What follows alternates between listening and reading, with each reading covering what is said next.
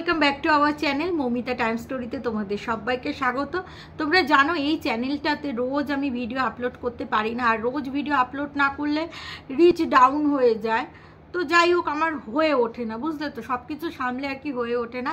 তোমরা জানো যে মৌমিতা টাইম স্টোরি চ্যানেলটা এরকম, যেখানে আমি ব্লগিং করব, যা করব সেটাই তোমাদের সাথে আমি আপলোড দেবো। এটাই কথা ছিল। তো তোমরা এর আগে ভিডিওতে দেখেছিলে যে আমি কিভাবে ব্যবসায়ী হয়ে উঠেছি। যদি না দেখে থাকো, তাহলে যদি কারোর ইন্টারেস্ট জাগে তো সেই ভিডিওটা অবশ্যই তোমরা দেখতে পারো। আর আজকে তোমাদের আমি বলবো যে আমি কিভাবে টেলারিং লাইনে এসছি, বা টেলারিংয়ের ইন্টারেস্ট কী করে জাগলো, কী বৃত্তান্ত, সমস্তটা তোমাদের সাথে শেয়ার করব। ঠিক আছে? তো আমি যখন ব্যবসা করি, সবার বাড়িতে বাড়িতে গিয়ে জিনিসপত্র বিক্রি করি। তোমরা সবাই জানো যে আমি জামা কাপড়ের ব্যবসা করি। তো সেই ব্যবসা করি, তখন অনেকেই আমাকে বলে, দিদি তুমি তো চুড়িদার পিস বিক্রি করো, যদি চুড়িদার বানিয়ে দিতে না ভীষণ ভালো হতো, জানো তো। আমি বলি আমি তো বানাতে পারি না, তুমি অন্য জায়গা থেকে বানাবে। তো এই সব অনেকেই বলতে থাকে, ঠিক আছে। তারপরে আমারও কোথা থেকে একটা ভাবি যে হ্যাঁ, টেলারিংটা শিখলেও তো হয়। তারপরে আমি ভাবলাম সবই যদি আমি শিখে নিই তাহলে কি করে হবে। তো না, এটা হবে না। কিন্তু তোমরা বিশ্বাস করবে না, বিয়ের পর থেকে আমি অনেক কিছু শিখেছি। সেটা হচ্ছে, আমি রাখি তৈরি করা শিখেছি। টিপ হয় না, টিপ পাতায় পাতায় বসায়, সেটা শিখেছি। আমি কখনো বসে সময় নষ্ট করতাম না। ওই যে বিয়ের আগে এগুলো করতাম, বিয়ের পরে বাপের বাড়িতে গেলেও ওই যে আমাদের আড্ডাটা সেটা চলতো। কিন্তু এই যে শ্বশুরবাড়ির এই অঞ্চলটা, এখানে অত না কেউ কারোর বাড়িতে যায় না। আর ওই যে গোল মিটিং গল্পটা, সেটাও হয় না। যেটাও হয় আমি আমার ক্লাস বা লেভেল বলো, তো আমি মিশতাম না। ঠিক আছে, সত্যি কথা বলতে আমি অতটা মিশতাম না। তো সেই সময়টা আমি নষ্ট না করে সংসারের কাজে আমি ভাবতাম কোনো কাজই ছোটো না, আমি করা শিখবো। সত্যি কথা বলছি, রাখি তৈরি করা থেকে আমাকে মাল মেটেরিয়ালস জাস্ট একটা দেখিয়ে দিত, আমাকে একটা জাস্ট দেখিয়ে দিলে আমি সব তুলে নিতাম। রাখি তৈরি করে প্যাকিং করে ক্লিপ মেরে সব করতাম। প্রচণ্ড খাটনি। 144টা তৈরি করলে বোধহয় 6-7 টাকা এরকম দিত, 3.5 টাকা, খুবই কম টাকা। বাট আমি তো টাকার জন্য করতাম না, আমি সময়টা কাটানোর জন্য। ঘরও নোংরা হতো। টিপ তৈরি করেছি, লটকন তৈরি করেছি, অনেক কিছুই করেছি। তারপরে ব্যবসা তো করছি। করার পরে হঠাৎ করে একদিনকার খুব আমার একটা কাছের আত্মীয় দেখলাম কুরুশ বুনছে। তাই মানে আমাকে একটু শেখাবে, বলছে তোমার দ্বারা হবে না, তুমি শিখতে পারবে না। অ্যাকচুয়ালি সে শেখাতেই চায়নি আমাকে। তো মানে খুব হিংসুটে টাইপ আর কি, বলছি না সে কে। তো আমার খুব একটু খারাপ লাগলো। তারপরে তার বাড়িতে যেতাম, মানে খুব কম গেলেও যেতাম।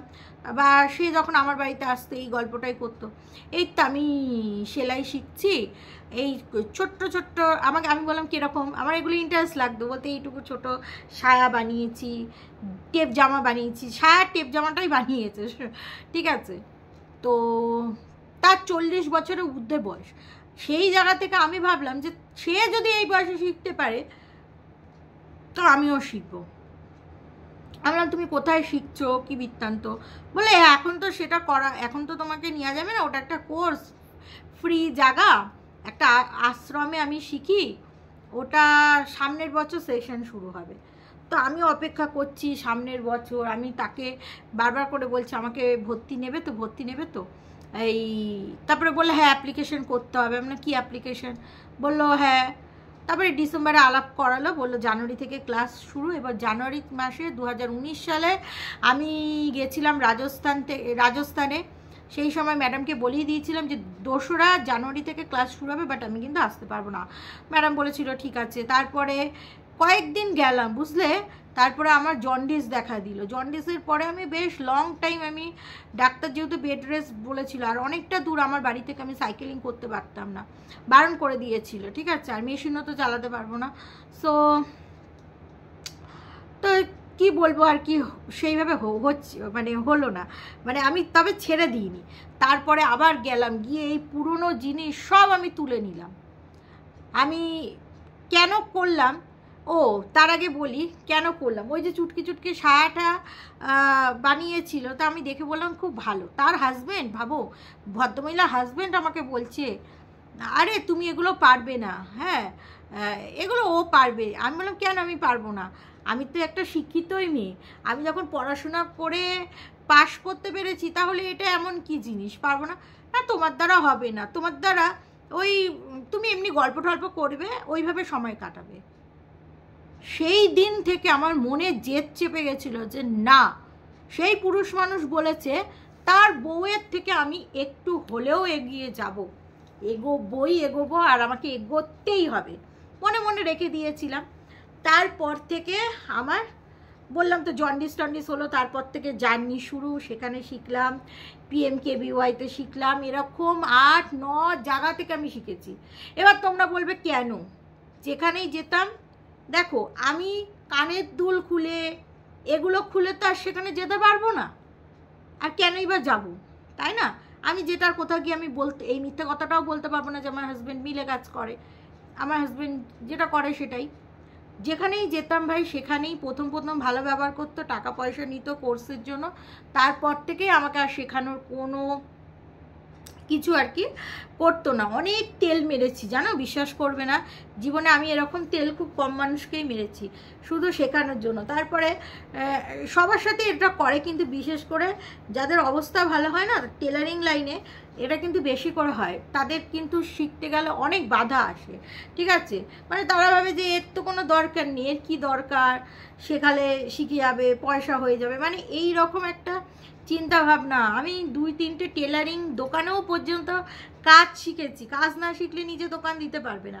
এবং তারা প্রথম দিকটা কাজ শেখালেও পরের দিকে বলতো ও বাবা তুমি তো দোকান দিয়ে দেবে, বলতাম না না তোমার দোকানেরই কাজ করব, কিন্তু ওই যে তাদের মাথার মধ্যে ঢুকে রয়েছে যে আমি দোকান দিয়ে দেব, ঠিক আছে? এরকম করতে করতে করতে করতে করতে করতে শিখতে শিখতে মানুষকে তেল মারতে মারতে এখানে ছেড়ে দিয়ে ওখানে ওখানে। হ্যাঁ তোমরা হয়তো বলবে বাবা তোমার অ্যাডজাস্ট হয়নি, না গো এই লাইনটায় তোমাদের যাদের একটু অবস্থা ভালো আছে গেলে বুঝতে হবে। এবার তোমরা বলবে কেন, ওই যে আমার জেদ।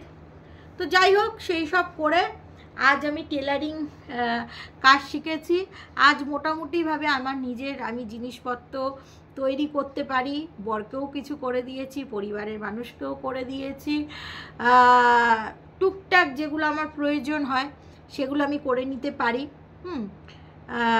কিছু ছিঁড়ে গেলে, ঠিক আছে, একটা সময় তোমাদের একটা গল্প বলি, নাইটি শুধু সেলাই করা, ঠিক আছে, নতুন নাইটি সেলাই করা, সেই সময় আজকের কথা বলছি না, 2013-14 সালের কথা বলছি, সেই সময় হয়তো 15-20 টাকা নেয়, ঠিক আছে, পুরো নাইটি গোটা নাইটিটা সেলাই করতে। আমার কাছ থেকে 30-60 টাকা নিয়ে নিয়েছে দুটো নাইটিতে।